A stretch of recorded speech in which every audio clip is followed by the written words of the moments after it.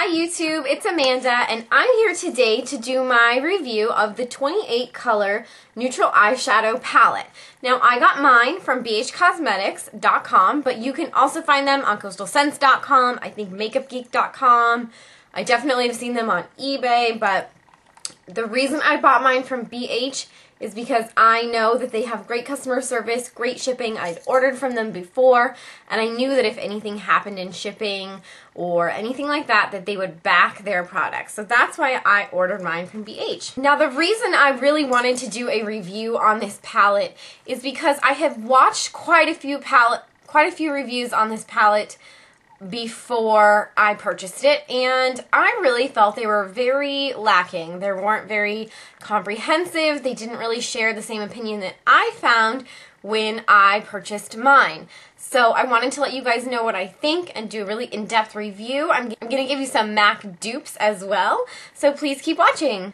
So the first thing I noticed upon opening my package from BH was that this palette has a fairly flimsy packaging.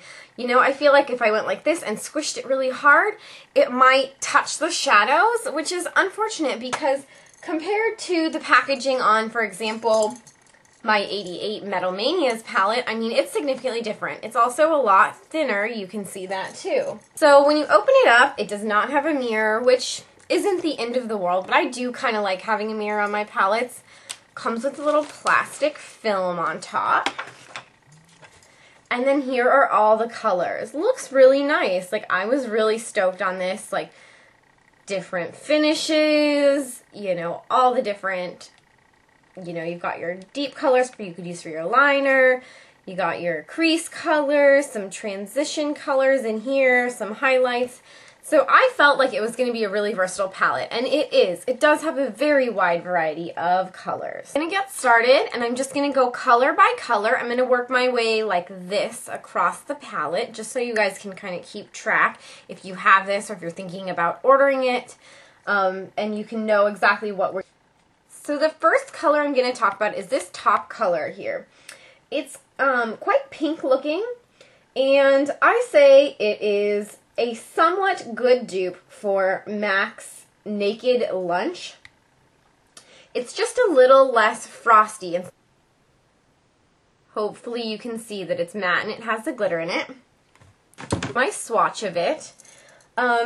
This is a matte tone. It has gold glitter. It's very sheer, unfortunately. It's not as pigmented as I wish it was. It's kind of chalky, and it unfortunately doesn't really swatch like it looks in the pan.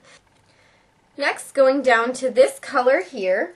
This is very similar to MAC's Filament, only it doesn't have like a satin finish like MAC's does.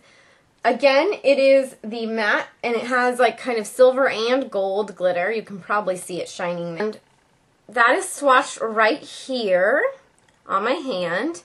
And like you can see, like the swatch kind of disappears. It's very frustrating. Next on the palette, we're going to go down here to this color.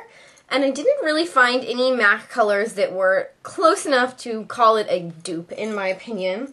It's just kind of a yellow cream type of color with a lot of gold glitter in it. These just, I mean, my camera picks up that glitter fairly well. These colors just have so much glitter. It's kind of annoying, in my opinion. Glitter is swatched right here, and as you can see, I mean, all you see is the glitter, which on me falls out all over my face and drives me nuts. That color, same thing, chalky, it's not very pigmented, and it's just too much glitter really to use as a highlight. Going down here to this frosty white color. This is very much like White Frost from MAC. I think it's pretty much an exact dupe in my opinion. It's swatched right here, and you know, it's not the most pigmented color that I've ever used, but it's definitely good. It's better than my Wet n Wild Frosty Whites, I do have to say that. It has a satin finish, and it is soft. It goes on fairly smooth, and in some lights it almost has kind of like a bluish green undertone, which is interesting. To the second row now, I'm going to look at this top color here. This color is an exact dupe for Yogurt by MAC, in my opinion. It's kind of that grayish tan color with the pinky undertone. It's totally matte and it is very pigmented. It's a great highlight on me. So it's swatched right here. It's this kind of large one. It's one of my favorite colors in the palette. It's just a great highlight for a lot of different skin tones. The next color we're going to be looking at is this one here. This is very similar, almost an exact dupe for Vanilla by MAC. Not the pigment, Vanilla the eyeshadow. Now, it's a matte cream color. This one right here. And it does work really well for a highlight. You just have to pack quite a bit of that color on. But it is a nice color. It's just a more yellow undertone than this one that looks like yogurt. Next, we have this color here.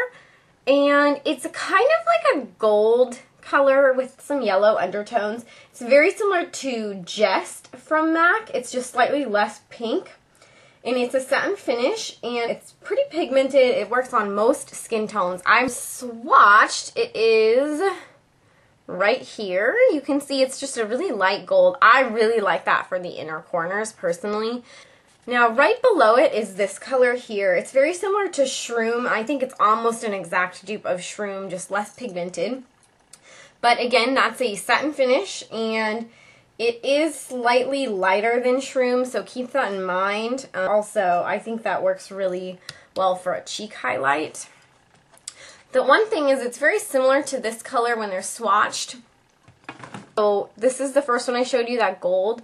This is the one above it that I said was similar to Shroom. It's kind of got more of a gray undertone than this first color here. Very pretty still. But they're pretty similar. I don't know if you can see that, but I think they're pretty similar, and I wish there was something a little bit more different from this palette. Third row here, starting with this top color. This is very similar to MAC's Soft Brown. I think it's almost an exact dupe. It's just a little bit less pinky looking. And this is a good transition color. It's totally matte.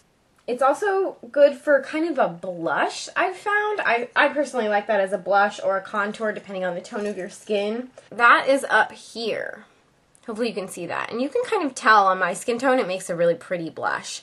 I really like that. I just wish it was a little more pigmented. Again, right below that, we have this frosty pink color. It's a really good all over the lid color.